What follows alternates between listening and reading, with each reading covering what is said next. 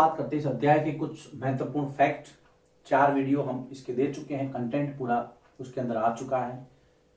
कुछ ऐसे फैक्ट्स हैं जो किताब के अंदर इस चैप्टर में दिए गए हैं। सबसे पहले है बाल विवाह पर। देखिए, बाल विवाह मतलब बच्चों की कम उम्र में शादी हो जाती है, उसको कहते हैं बाल विवाह। जितना दिया गया है उतनी हम बात करेंगे।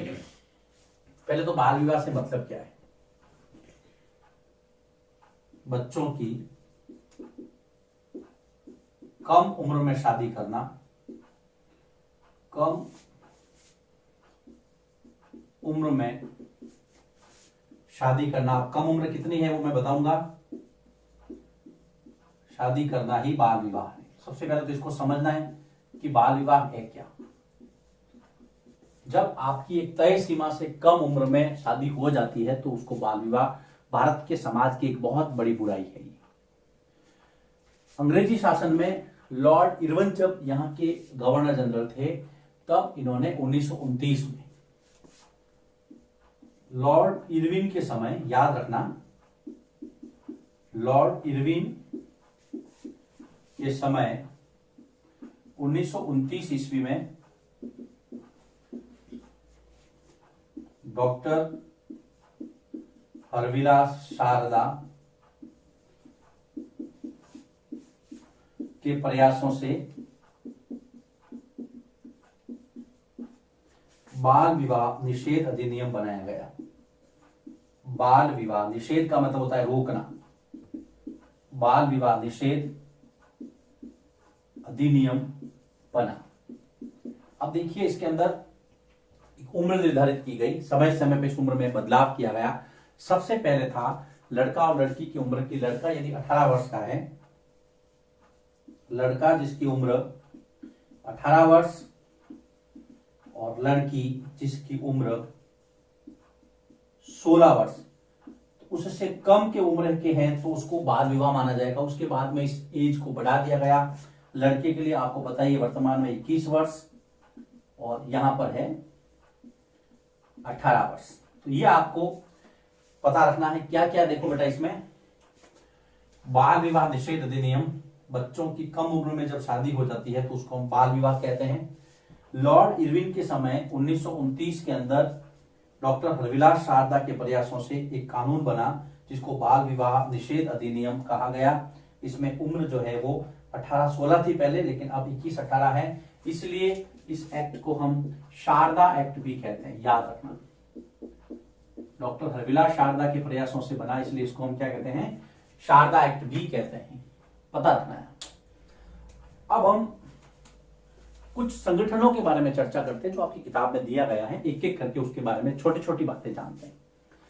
सबसे पहले ब्रह्म समाज, इसके बारे में हमने पहले चर्चा की थी, लेकिन चूंकि दिया हुआ है तो हम क्रम से चलते हैं। ब्रह्म समाज 1828 में स्थापित, राजा राम मोहन राय ने स्थापित किया था, आपको पता ही है, 20 अगस्त 1828 को। इसके जो सिद्धांत थे, इन्होंने मूर्ति पूजा व बलि का विरोध किया। मूर्ति पूजा और बलि का विरोध,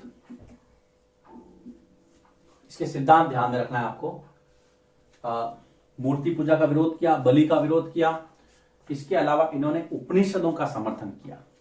जो वेदांत जिसको आप कहते हैं उपनिषद, उपनिषदों का समर्थन किसने? ब्रह्म समाज ने। और क्या था इसकी थ्योरी, इसके सिद्धांत क्या थे? हिंदुत्व और ईसाई धर्म के अंदर जो बुराइयां आ गई है उसको कैसे मिटाए, मतलब दोनों का आलोचनात्मक जो है अध्ययन इन्होंने किया। हिंदुत्व व ईसाई धर्म की आलोचनात्मक या समालोचना लिख देता हूं मैं, गुण और दोष दोनों, ताकि लोगों को सही पता चले। समालोचनात्मक व्याख्या ब्रह्म समाज ने की। यह आपको ध्यान में रखना है। ब्रह्म समाज स्थापना करने वाले आपको पता ही है, राजा राम मोहन राय। उसके बाद में दूसरा यहां पर दिया है यंग बंगाल आंदोलन, तरुण बंगाल आंदोलन भी कहते हैं। यंग बंगाल आंदोलन,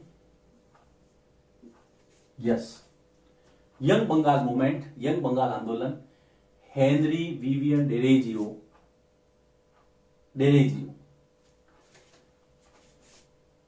हेनरी विवियन डेरेजियो द्वारा चलाया गया। ये कलकत्ता के अंदर हिंदू कॉलेज में अध्यापक थे। कलकत्ता के कहां पे अध्यापक थे बेटा? कलकत्ता के हिंदू कॉलेज में अध्यापक थे। इन्होंने युवाओं को आह्वान किया कि समाज की भलाई के लिए कुछ किया जाए। अपने परिवर्तनवादी विचारों से विद्यार्थियों को अवगत करवाया। इस आंदोलन को यंग बंगाल मूवमेंट कहते हैं। परिवर्तनवादी विचार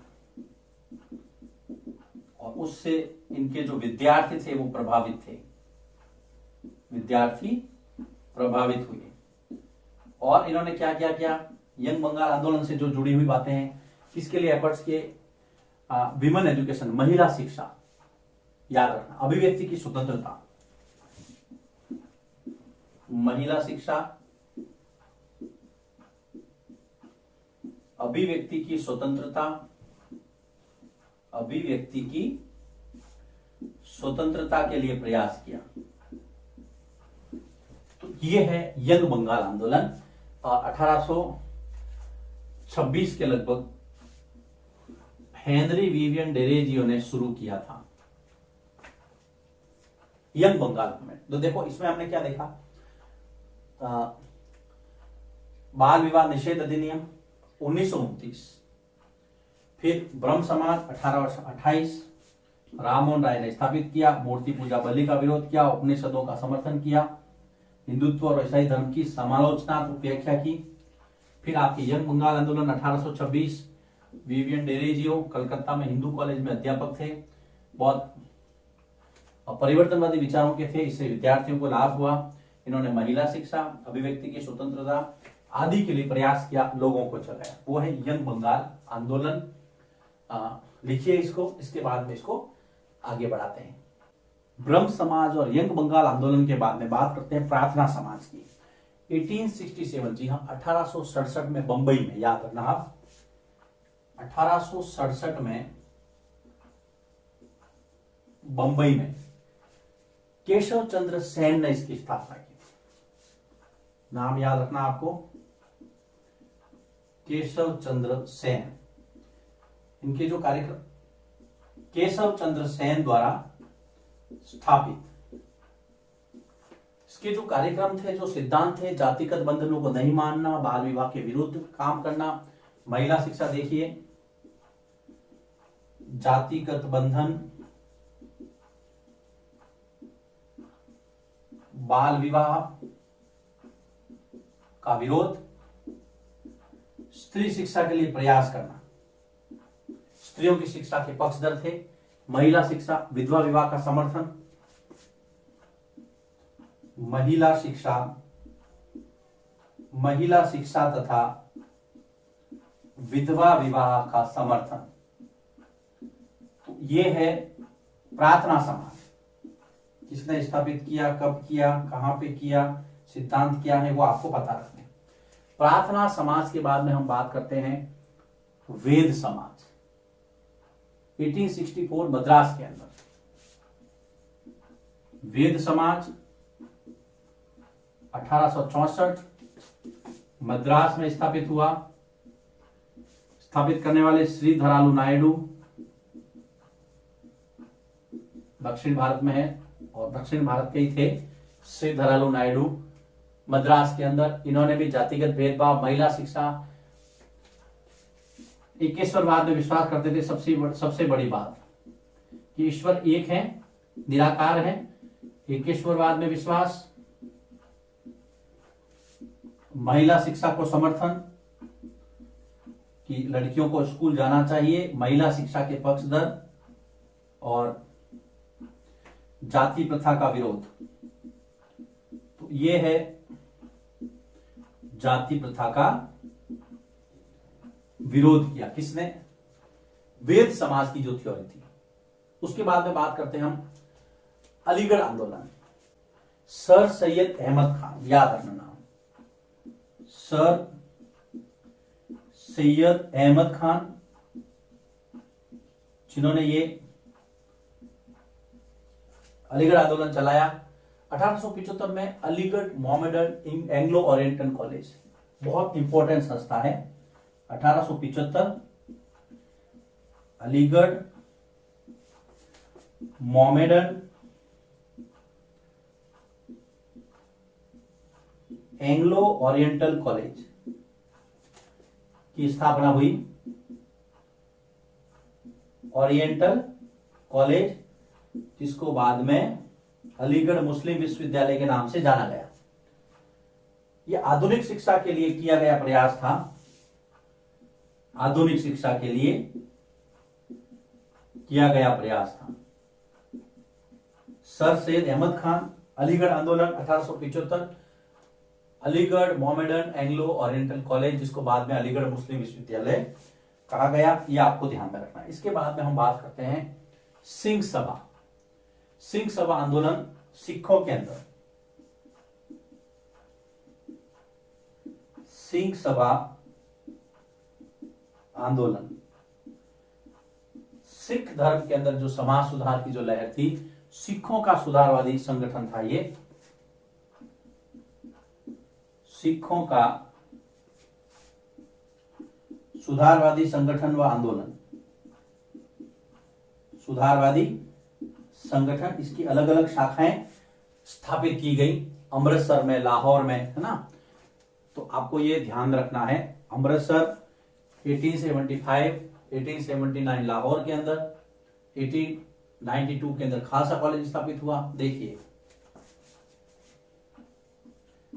अमृतसर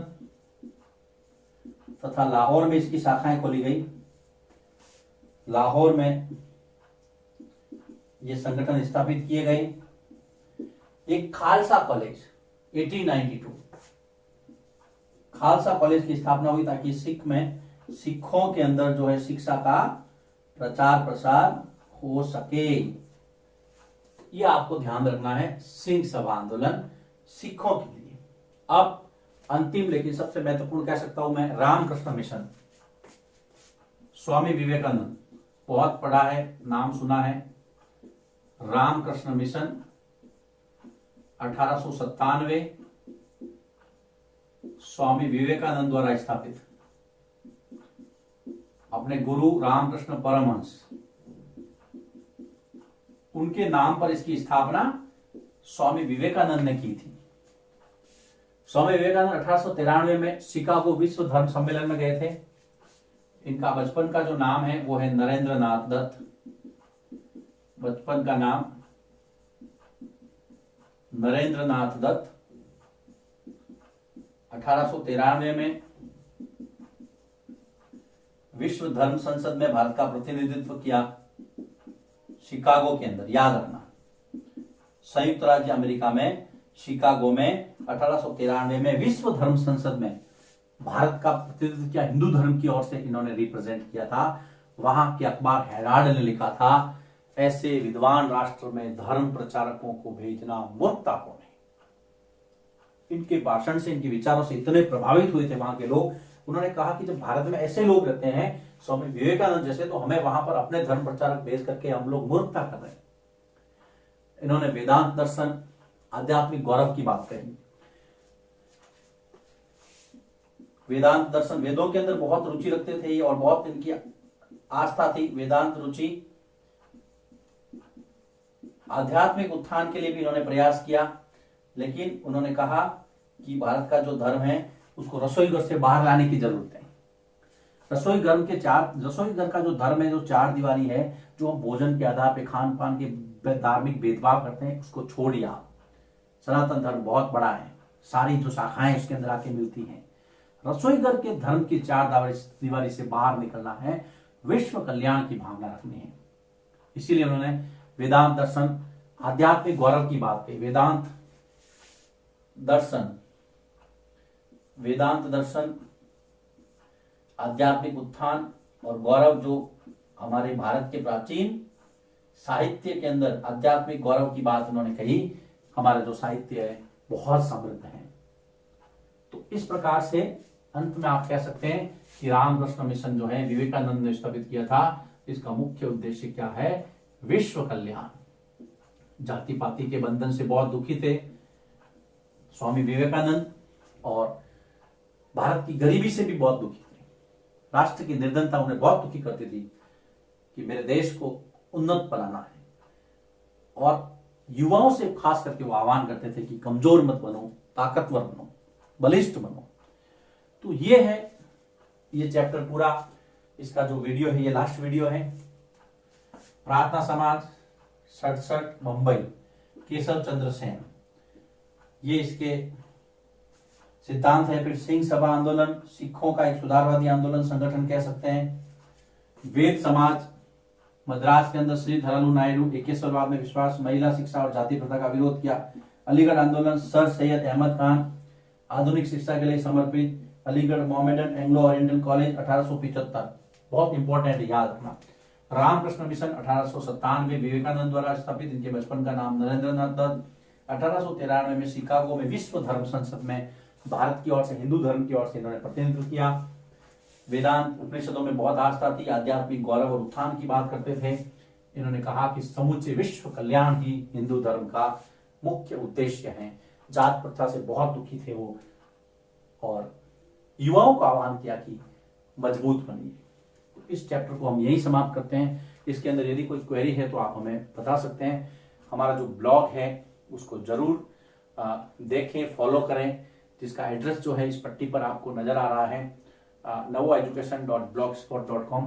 उस पर जाकर के आपको नोट्स प्राप्त हो सकते हैं, और भी बहुत सारी जानकारियां एग्जाम से संबंधित और सब्जेक्ट से संबंधित आपको मिल सकती है। तो उम्मीद करता हूं आपको ये चैप्टर बहुत अच्छा लगा होगा। फिर मुलाकात होगी आपसे नए चैप्टर में।